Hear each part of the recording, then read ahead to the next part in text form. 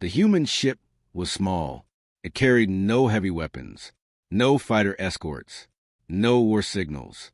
It moved slowly through the neutral trade zone, its lights calm and steady. Inside was one man, Ambassador Daniel Hayes. He was not a soldier. He was not armed. He was there to talk. Then the sky changed. 3 massive alien warships dropped out of warp around him. Their hulls were dark and sharp, shaped like blades. Energy cannons powered up. The human ship stopped. The aliens did not send greetings. They sent soldiers. Metal boots hit the human deck. Doors were cut open. Weapons pointed at one unarmed man. Daniel did not fight. He did not beg. He only said one sentence. "You don't understand what you are doing." The alien commander laughed. To them, humans were new to the galaxy. Soft, emotional, weak. They placed magnetic cuffs on his hands. Minutes later, a message was broadcast to Earth. A giant hologram of the captured human appeared above the alien flagship. The commander spoke clearly. "If you want him back, kneel before the Empire." Across Earth, leaders watched in silence. No reply was sent. Hours passed. The Empire celebrated. News spread across the stars. The humans had been humiliated. But deep under Earth's oceans, ancient doors began to open. Hidden fleets powered on. Cold engines that had not moved in years started to burn. In a quiet command room, one order was given: activate retrieval protocol. Far beyond the Empire's borders, space bent. Something massive entered warp, and the stars above the Empire slowly began to darken. The Empire waited for Earth to beg. It never happened. No message, no threats, no anger, only silence. At first, the alien leaders laughed. They showed the captured human on every galactic channel. They expected fear. They expected panic. Instead, Earth remained quiet. Ambassador Daniel Hayes sat alone in a cold energy cell. Blue light covered the walls. Guards watched him from behind a force field. One guard asked him, "Why is your world so silent?" Daniel looked at the stars through the small window. "They are not silent," he said calmly. "They are deciding." In the Empire's capital system, long-range scanners suddenly detected strange readings at the outer border. Massive energy spikes.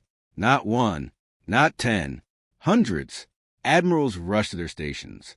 Screens filled with red signals. Then they saw them, human warships.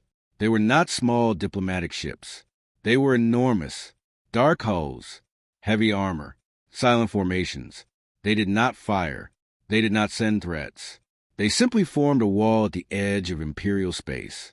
An entire fleet. No warning shots. No dramatic speeches. Just presence.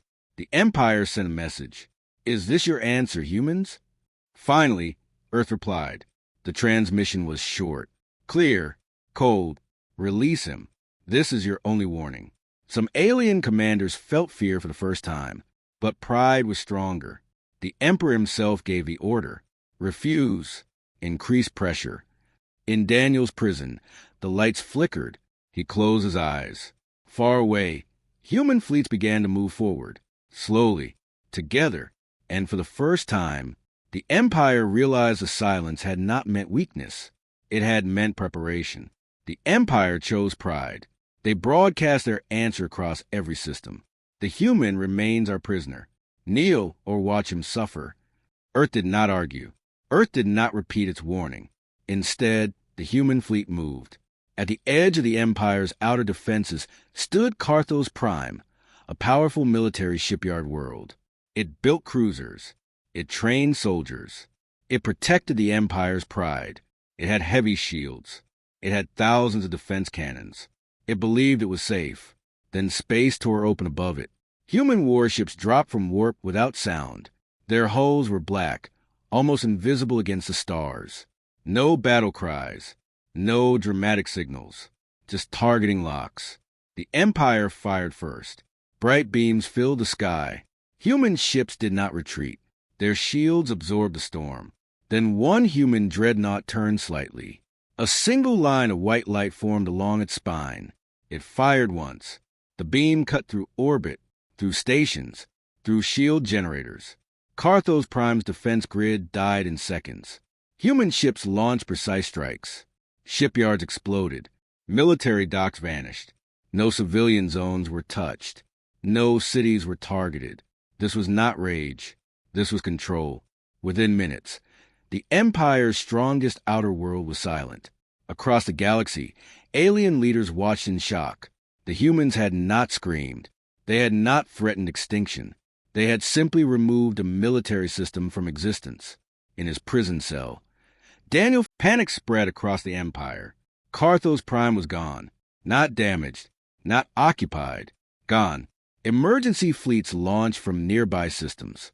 Hundreds of Imperial warships rushed toward the human blockade. Their commanders believed numbers would win. They were wrong. Human ships did not chase. They did not scatter. They moved like one mind. When the Imperial fleets arrived, the humans were already waiting. The battle began without speeches. Imperial cannons lit the darkness. Missiles streaked across space. Fighters swarmed like insects. Human ships held formation. Then they responded. Precise bursts of fire disabled engines. Clean strikes shattered weapon systems. Entire Imperial cruisers lost power and drifted helplessly. The humans were not fighting with anger. They were fighting with purpose. Within an hour, 3 Imperial fleets were broken. Survivors retreated toward the capital system. Across the galaxy, other alien nations watched carefully.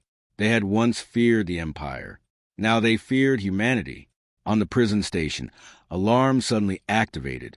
Officers rushed through corridors. Orders were shouted in panic. The Emperor demanded a solution. "Use the hostage," he ordered. "Make the humans stop." Daniel was dragged before a hollow camera. Bruised but standing tall, the Emperor's image appeared beside him. "Withdraw," the Emperor said to Earth, "or he dies." This time, Earth answered immediately. The message was not loud. It was not emotional. It was simple. "If he dies, you all do." Silence filled the Imperial throne room. Moments later, long-range scanners screamed. A new warp signature appeared. It was larger than any ship recorded in galactic history. Slowly, deliberately, a Titan-class human warship entered Imperial space, and every star around it seemed to fade. The Titan-class warship did not rush. It entered the capital system slowly, like a shadow covering the stars. Imperial sensors struggled to measure its size. It was longer than cities. Its hull was layered with heavy armor. Massive energy rings rotated around its center, glowing with quiet power. Panic spread through the capital. Defense stations powered up. Planetary shields activated. Every remaining Imperial fleet gathered in orbit. The Emperor gave one final command. "Fire everything." Thousands of weapons lit the sky. Beams, missiles, plasma storms. They struck the Titan. The explosions were bright enough to blind nearby ships. When the light faded, the Titan was still there, not damaged, not shaken. Its shield shimmered once, then stabilized.